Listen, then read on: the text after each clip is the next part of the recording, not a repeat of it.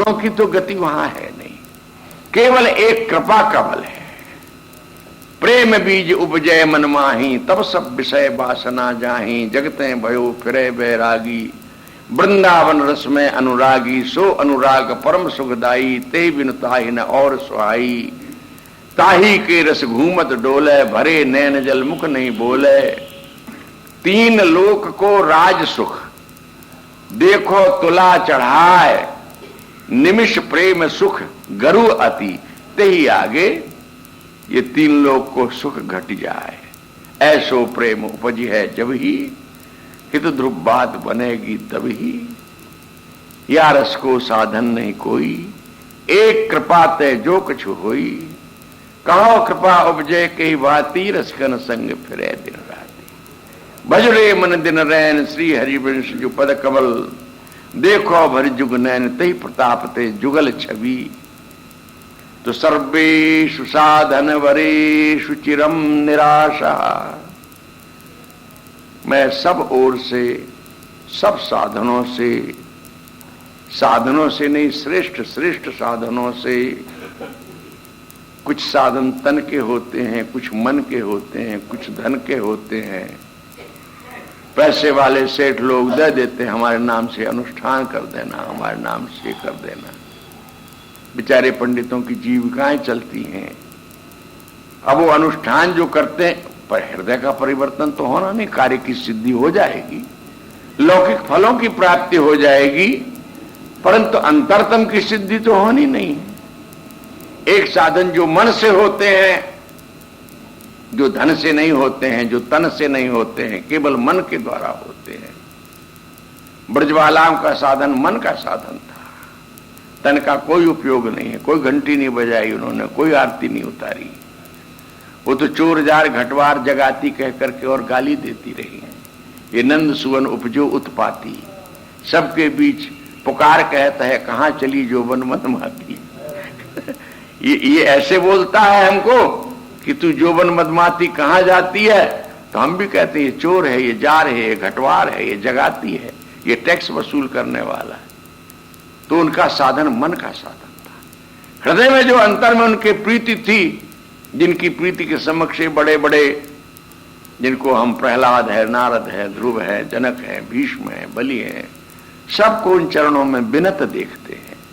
उद्धव जैसे महाज्ञानी जो भगवान श्री कृष्ण के परम प्रिय मित्र थे, वे भी उनके चरणों में लौट करके यही इच्छा करते हैं कि आशा महो चरण रेण जुषाम हम श्याम, वृंदावने किमप गुल्मलतौषधी नाम। या दुस्तेजम सुजन मार्य पथंच हित्वा, भेजुर मुकुंद पदवीम शुद्धिर्विमृग्याम। तो वृंदावन का एक ही धर्म है, प्रेम। इसके लिए जो साधन है वह भी प्रेम ही है। यहां का जो साध्य तत्व है वह भी प्रेम ही है। श्री राधा जो यहां का साध्य अथवा उपास्य तत्व है, हित रूपा ही इति निश्चयेन श्री राधा हित रूपास्ति। श्री राधा हित स्वरूपिणी है, प्रेम स्वरूपिणी है। एक ही प्रेम विविध रूपों में प्रकट है वृंदावन में। जैसे एक स्वर्ण के अनेकों भूषण बन जाते हैं, भूषणों के भिन्न भिन्न नाम होते हैं। ये किंकणी है, ये कंकण है, ये नूपुर है, ये हार है, ये कुंडल है, ये कटक है, ये अंगद है, यह शीश फूल है, किंतु सब में निहित स्वर्ण तत्व एक ही होता है। ऐसे ही वृंदावन का जो दिव्य परिकर है, प्रेम स्वरूपिणी श्री राधा के ही अंग प्रत्यंग हैं सब। सा तादृशोन्मादि सर्वाहा, सब तद्रूप है। तद्रूपा सा तादृशोन्मादि सर्वाहा। प्रेम है श्री राधा श्री कृष्णोहित रूप का। श्री कृष्ण भी प्रेम स्वरूप है। ललिताद्या सहचरी हित रूपा ही। श्रीमद्धाम श्री वृंदावनम श्री हितमयम। और अधिक क्या, यमुना हित रूपा वही, सैया हित रूपा वही, विहारम हितमितम विदु। साधन भी उसका वही है। एक प्रेम पैयत कुंवर और जतन कछु नाहि। कोटि भांति अपरस करो, सपरस करो, तप करो, त्याग करो। और एक संत तो कहते रहे, गंगा जू में नहाय, मुक्ताहल लुटाए, वेद 20 बार गाए, और ध्यान कीजत सकारे सो। एतेहु भय तो कहा कि ओ रसखान, जो पे चित्त देन कीन्ही प्रीत पीत पटवारे सो। है? तुम गंगा जी में गए, मुक्ताहल लुटाया, वेद 20 बार गाया, आंख मूंद करके बैठ गए, सवेरे से ध्यान कर रहे हो, ये सब का सब ढकोसला है। इसका मतलब ये नहीं कि आप बुरा माने और छोड़ दें उसको। जहां ये महात्मा कह रहे हैं वहां समझो। ये कहते हैं यदि तुमने चित्त दे करके पीतांबरधारी से प्रीति नहीं की है तो ये सब का सब बिल्कुल व्यर्थ है। हम पढ़ते थे तो हमारे एक सुपरिटेंडेंट साहब थे, राजाराम भागवत, बड़े कर्मठ। उस सस्ते जमाने में 2 पीपा घी वो 1 महीने में हवन में फूंक देते थे। 3 बजे रात के उठते थे, लगे रहते थे अपने कर्म का। एक बार एक बड़े व्यक्त संत आए, हम लोग 100 विद्यार्थी थे। संत आए, सुना था उन्होंने कि ये राजाराम भागवत इस विद्यालय के सुपरिटेंडेंट बहुत बड़े भजनानंदी हैं। उस समय वो अपने आहुति स्वाहा सुधा में लगे हुए थे। सन्यासी महानुभाव आ गए। नौकर ने कहा कि इस समय तो साहब मिलेंगे नहीं। कहा क्या कर रहे हैं? कहने लगे इस समय तो वो अपने यज्ञ आहुति के कर्म में लगे हुए हैं, कब छुट्टी पाएंगे? बोले 10:30 बजे छुट्टी पाएंगे, इसके बाद वो विद्यालय में जाएंगे और विद्यालय का कार्य देखने के बाद जब 4 बजे अवकाश पाएंगे फिर स्नान करके वो अपने उसमें लगेंगे। तो बोले क्या कि कुछ मिलने का समय उनसे कहीं है? तो वो नौकर ने कहा कि साहब मैं क्या बताऊं, उनको तो अपने कर्म कांड से कम समय मिल पाता है। तो वो खींच के बोले है कर्मठ है, कर्मठ है, यूं कह करके छोड़ के चल दिए। फिर लौट के आने की बात ही नहीं सब उचित समझी उन्होंने। तो जो ये साधन है ना, जिसको हम बड़ी निष्ठा के साथ करते हैं, करें, किंतु यदि वह केवल कर्म ही कर्म है और उसके बल पर तुम सोचते हो कि उससे किस भाव में वस्तु की उपलब्धि हो जाएगी, तो यह कर्म तुम्हारा सहायक नहीं होगा। इसके लिए तो तुमको भाव चाहिए।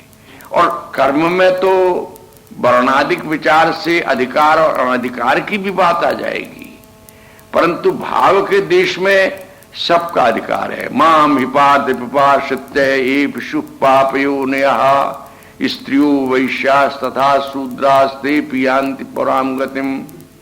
इसमें ब्राह्मण का, क्षत्रिय का, वैश्य का, शूद्र का, अंत्यज का, स्त्री का, द्विजाति का, द्विजाधम का, सबका अधिकार है। भक्ति में सबका अधिकार है। जहां रैदास जैसे चर्मकार के कुल में उपजे हुए का भी सम्मान होता है, राज सिंहासन बैठ भक्ति प्रतीत दिखाई, ये वही तो सरणी है। सामान्य भक्ति का धर्म जब वृंदावन के प्रेम धर्म में स्थित होता है तो ये कर्म का सहज परित्याग करा देता है। यही इसी ग्रंथ में साफ कहा, कर्माणि श्रुति बोधितानि नितराम कुर्वन्तु कुर्वन्तु मा गूढ़ाश्चर्य शास्त्रगादि विषयान ग्रहणन्तु मुंचन्तु बा। श्रुति बोधित कर्मों को करना हो तो करो, नहीं कर सकते मत करो। माला, चंदन, हार और भी बहुत सी भोग की सामग्रियां भोगते हो तो भोगो, नहीं भोगते मत भोगो। पर सबसे बढ़िया बात तो यह है कि वृंदावनेश्वरी और उनके प्रियतम की प्रीति के देश में यदि तुम जुड़े हुए हो अपने अंतर मन से, तब तो ठीक ठाक है मामला। अथवा यह नहीं है तो सब बाहर बाहर का सब भटकना ही भटकना है। तो यहां का जो साधन है वो स्थूल कर्मवाद न होकर के शुद्ध प्रेम है। और जो प्रेम में जमे हुए हैं, डटे हुए हैं, वो बड़े मधुर शब्दों में जीव गोस्वामी एक जगह लिखते हैं कि हृदयाकाशित आकाशे मुदा भाति निरंतरम उदयास्तम न पश्यामः कथम संध्याम उपासमहे। ब्राह्मण को, क्षत्रिय को, वैश्य को वेद धर्मी है, वेद कर्मी है, इसलिए उसे त्रिकाल संध्या करनी ही चाहिए। त्रिकाल न करे तो द्विकाल की तो कर ही ले वे, सूर्योदय काल की, सूर्यास्त काल की। तो वो कहते हैं भाई हम अब क्या संध्या करें। जीव गोस्वामी कहते हैं हम संध्या इसलिए नहीं कर पाते हैं कि हमारे हृदय रूपी आकाश में एक प्रेम रूपी सूर्य निरंतर जगमगाया रहता है। जब निरंतर जगमगाया रहता तो न सवेरा होता न शाम होती है, और संध्या और सवेरे और शाम को की जाती है तो न हम उदय देख पाते हैं न अस्त देख पाते हैं। उदयास्तम न पश्यामः कथम संध्या उपासमहे, हम कैसे संध्या करें। एक बात और कही उन्होंने जो इस प्रसंग की ज्यादा अनुकूल है। वो कहते हैं सद्भक्ति दुहिता जाता मार्या भार्या मृताधुना अशौचद्वयम अवाप्नोति कथम संध्याम उपासमहे। सद्भक्ति नाम की पुत्री को जन्म दे करके हमारी माया रूपी स्त्री मर गई। ऐसा होता है ना दुनिया में कि बच्चे को जन्म देने के साथ ही जच्चा मर जाती है। ना हो, ठाकुर जी ना करें कि बच्चे की बड़ी दुर्गति होती बेचारे की। यहां पर एक रूपक है सद्भक्ति, उत्तमोत्तम प्रेम लक्षणा भक्ति को जन्म दे करके माया रूपी स्त्री हमारी मर गई। भक्ति के उदय से, ज्ञान के उदय से माया का नाश हो जाता है? ये छाया कब तक देखी जाती है? जब तक सूर्य का प्रकाश नहीं है, और आ गया तो बस गई, वो लोप हो गई। तो उदयास वो कहते हैं कि हम ऐसी स्थिति में दो प्रकार के अशौच में हो गए, एक मृतक हो गया, एक जातक हो गया। बच्ची के जन्मने का सूतक लग गया और उस काल में संध्या नहीं हो सकती, और पत्नी मर गई और दोहरा सूतक लग गया।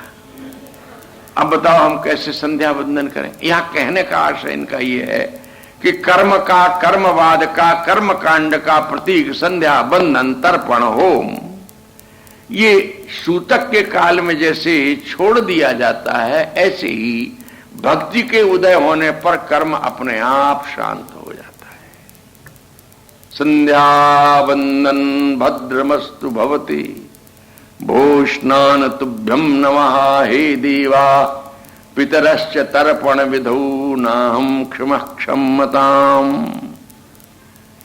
यही महानुभाव कहते हैं हे देव, हे पितृ, हे सिद्ध लोगों, हे हमारे पूर्वजों जो पितृलोक में बैठे हो, तुम्हारे लिए हम संध्या तर्पण करके तुमको जो हम जलांजलि देते हैं वो तुम्हें प्राप्त होती है,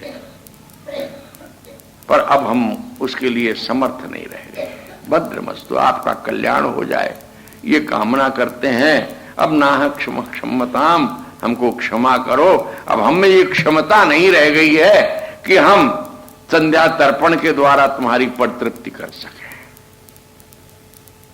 ये सब जो अनूठे प्रकार से उक्तियां, वचनावलियां हैं, ये बता रही हैं कि प्रेम भक्ति के उदय के पश्चात कर्म का कोई स्थान नहीं रह जाता, साधन का कोई महत्व और मूल्य नहीं रह जाता, परंतु इसको जानबूझ करके छोड़ने वाला पतितावस्था को प्राप्त होता है। जब तक हमको देहानुसंधान है, हमको आचार धर्म का पालन करना ही करना है। यदि कोई भ्रांति में आ जाए, एक साधु थे, दिवंगत हो गए, उनका नाम लेना ठीक नहीं। एक बार शव यात्रा में हम सब लोग गए किसी संत की, तो दाह संस्कार के साथ ही साथ कुछ वहां मृतिका पात्र भी होते हैं, कुछ सामान रख के ले जाते हैं। तो जब दाह इधर होने लगा तो उन्होंने उसी में से एक मृतिका पात्र उठाया और उसको जमुना जी में डुबाया और फिर गट गट गट गट के पानी पी लिया उसमें से, और इसके बाद वो फिर शौच के लिए गए। माने उन्होंने ये प्रदर्शन किया कि हम उस परमहंस भूमिका में पहुंच गए हैं जहां हमारे लिए अब शुचि अशुचि, मृत और जीवित का कोई मनोभेद ही नहीं रह गया है। और उन्हीं को हमने तब ऐसे भी देखा कि जैसे तैसे करके राधा वल्लभ लाल का समाज पूरा हुआ और वो पहुंच गए राम सिंह नाई की दुकान पर, जहां बाल बनते हैं और गांजे की चिलम तैयार हुई और उन्होंने फड़ाका मारा, उसको पिया और उसी में जीवन समाप्त कर दिया। एक दिन नहीं, सारी जिंदगी गांजा पी करके अपने हृदय को छलनी कर दिया धुआं से और एक बुरी दुर्गति की मौत को प्राप्त हो गए। क्या यही परमहंस धर्म है जो गीता में भगवान कहते यद्यदाचर श्रेष्ठ तत्तदेवेतरो जना सेत प्रमाणम गुरुते लोकस्तदनुवर्तते। और स्वयं यदि अयम न वर्तेयम जादु कर्मण्य तंद्रतः मम वर्तमान वर्तन्ते मनुष्या पार्थ सर्वशः। इस संसार को पतित करने का तब मैं कारण बन जाऊंगा यदि कदाचित मैं स्वयं सावधान हुआ, अपने वर्णाश्रमानुसार जो कर्तव्य कर्म है उनका विधिवत पालन न करूं। भगवान स्वयं कहते हैं दिव्य में पूर्ण हूं, आप तो काम हूं, है? मुझे कहीं कोई आवश्यकता नहीं है, पर मैं फिर भी लोक की रक्षा के लिए इन सब कर्मों को करता हूं। तो जिससे उस पर वस्तु की उपलब्धि की इच्छा हो, उसका भी कर्तव्य होता है कि तावत कर्म कुर्वीत यावत रतिर न जायते। जब तक भगवत चरणारविंद की रति का उदय न हो जाए चित्त में, तब तक यथासंभव। और देखो रसिक महानुभावों ने भी कहा है कि ज्यादा आचार से ही कठोर हो जाए तो अधिक आचार न करे, पर जहां श्री जी की सेवा रसोई पाक को संबंध है तहां आचार अवश्य करे जितनो संभव हो वह, और अपने प्रसाद पाए हुए को आचार न करे, क्योंकि प्रसाद ही कोटि कोटि आचार को स्वरूप है। तो रसिक महानुभावों ने जहां रसोपासना के प्रकरण पर विचार किया है, उन्होंने भी उसको सीमा में बांध करके हमारे अधिकार को दिखाते हुए ये आदेश किया है कि तुम्हारे लिए कर्तव्य सर्वथा त्याज्य नहीं है। ये कहते हैं सर्वेषु साधन बरेषु चिरम निराशा। ये चिर निराश हो चुके हैं, इनकी आस्था समाप्त हो चुकी है। क्या होगा इस सबसे? क्योंकि ये साधन रूपी यान उस अंतरिक्ष तक उड़ के नहीं जाता है जहां पर हमारा प्राप्तव्य इष्ट तत्व विराजमान है।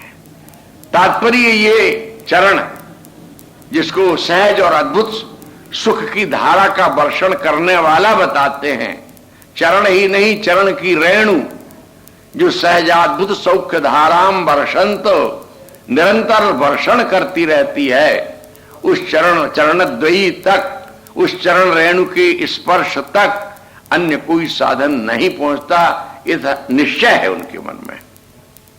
इसलिए उनसे चिर निराश हैं। तब साधनों का परित्याग कर दे, साधनों का परित्याग न करे किंतु उनके प्रति करे, पर उनके प्रति ये रखे कि यह लोकाचार है, एक आदर्श है, क्योंकि बड़े लोग जैसा करेंगे छोटे भी वैसा करते हैं, पर इससे कुछ काम बनने वाला है सो नहीं है। रामानुज संप्रदाय के संस्थापक आचार्य रामानुज स्वामी कहते हैं 120 वर्ष की आयु पर्यंत पृथ्वी पर देह धारण करके रहे, तो अंतिम जीर्णावस्था जरावस्था में जब वे इतने बल रहित हो गए, क्षीण काय हो गए कि खड़े नहीं हो सकते थे अपने आप से, और जब संध्या वंदन करते थे तब भी करते थे, तो तर्पण के लिए सूर्य को अर्घ्य देने के लिए उन्हें खड़े होना पड़ता। तो दो भक्त उनको खड़े करते हैं, तब वो कंपित करों से सूर्य भगवान को अर्घ्य दिया करते। तो किसी भावुक के मन में आया तो उसने निवेदन किया, स्वामी आप तो भगवत स्वरूप हैं, आचार्य हैं, भक्ति के संस्थापक प्रचारक हैं, प्रदाता हैं, सूर्य भगवान सर्वज्ञ हैं, सबकी गतिविधि को जानते हैं, आप यदि बैठे बैठे अर्घ्य दे ले तो क्या नुकसान है? समीचीन थी बात, आपद धर्म के रूप में सही। तो मुस्कुरा करके आचार्य चरण ने कहा, मैं भी जानता हूं कि सूर्य भगवान सर्वज्ञ हैं और बड़े उदार हैं, महान हैं, मेरी त्रुटि को वो क्षमा भी कर देंगे, किंतु मैं उनके लिए थोड़े खड़े होता हूं, मैं तो आप सबके लिए खड़ा होता हूं। हम लोगों का इससे क्या संबंध? बोले यदि मैं बैठे बैठे अर्घ्य दूंगा तो आप लोग सोए सोए देने लग जाएंगे। तो जितनी लोक परंपरा की पवित्रता है वो सब की सब मटिया मेट हो जाएगी। तो साधनों के प्रति मेरे मन में आस्था नहीं है, ये कहते हैं। तथापि उन साधनों का जो बाह्याचार है उसका भी परित्याग नहीं करना चाहिए। प्रसंग पूर्ण होने जा रहा है। दूरादपास सजना स्वजनान सुखमर्थ कोटिम सर्वेषु साधन वरेषु चिरम निराशा वर्षन्तमीव सहजाद्भुत सौख्य धाराम श्री राधिका चरण रेणुमहं स्मरामि। हरिलाल व्यास ने एक प्रश्न उठाया है, श्री राधिका चरण रेणु जिसका आप स्मरण कर रहे हैं और उस चरण की बात जहां सहज अद्भुत सुख की सृष्टि वृष्टि होती रहती है, इसके संबंध में आपकी क्या परिकल्पना है? क्या है वो चरण रेणु?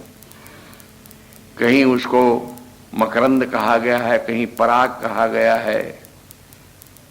विविध विविध प्रकार की उत्तमोत्तम उपमाओं के साथ उसे समलंकृत किया गया है। वो कहते हैं कि ये तो वस्तु की गरिमा और महानता को प्रकट करने का प्रयास है। वस्तुतः वह तो श्री वृंदावन की है, क्योंकि स्वामिनी इसी भूमि में तो विचरण करती हैं। यदि ये उनका नित्य धाम है, जिसके लिए कहा गया है राधा करावचित पल्लव वल्लरी के, राधा पदांक बिलसन मधुर स्थली के। श्रीमद वृंदावन धाम क्या है? राधा पदांक बिलसन मधुर स्थली के हैं। यदि कहीं किसी भूमि पर नवल किशोरी के चरण विचरण करते हैं तो वो मंजुल भूमि केवल यही है, क्योंकि राधा वृंदावने बने। वैसे ऐश्वर्य रूपेण वो सर्वत्र हैं, पर सर्वत्र उनका प्रकाश है, उनका नाम है, उनका ध्यान है, उनका अस्तित्व है। पर सांगोपांग मूर्तिमान अपने चरणों को नूपुरों से कुणित करती हुई यदि विचरण करती हैं तो वो यही भूमि है। विचरण किया चरण मंजुल से, हुआ धरण कण कण में हर्षण। ये वृंदाटवी है और उसकी ये रेणु है। इसका समर्थन अन्य महानुभावों ने भी किया। प्यारी लागे श्री वृंदावन की धूर, जहां राधेजू रानी मोहन राजा, राज सदा भरपूर, कनक कलश करुआ ब्रजरज से निर्मित। कनक कलश करुआ और महमूदी खासा, उत्तमोत्तम प्रकार का कोई वस्त्र हुआ करता था पुराने जमाने में। जैसे खासा तो था, वो खासा तो सामान्य गजी होता है, पर वो महमूदी खासा जैसे बर्मा की बनी हुई, सिंगापुर की बनी हुई मलमल कभी प्रसिद्ध थी। ब्रज कमरिन की चूर व्यासें श्री हरिवंश बताई, अपनी जीवन मूर प्यारी लागे श्री वृंदावन की धूर। तो ये वृंदावन की जो धूरी है श्री राधिका चरण रेणु है, ऐसा श्री हरिराम व्यास जी कहते हैं, और भी अनेक महानुभाव कहते हैं। समय हो गया और इसी चरण रेणु का समाश्रय करना चाहिए। यही समस्त साधनों का साधन है और अन्य किसी उपलब्धि के लिए भी है ये, क्योंकि ये कल्प तरु भी है, ये कामधेनु भी है, ये सब इस ग्रंथ में वर्णित है। परंतु यहाँ का उपासक इन अन्य अन्य वस्तुओं की अभिलाषा इस चरण रेणु की उपासना से नहीं करता है। इस चरण रेणु की उपासना का तो एक ही तात्पर्य है कि नवल किशोरी के चरणारविंद में निष्काम रति होवे, निष्कपट रति होवे। और इसी के साथ आज की वार्ता को यहां विश्राम दें। कल का श्लोक कल आवेगा।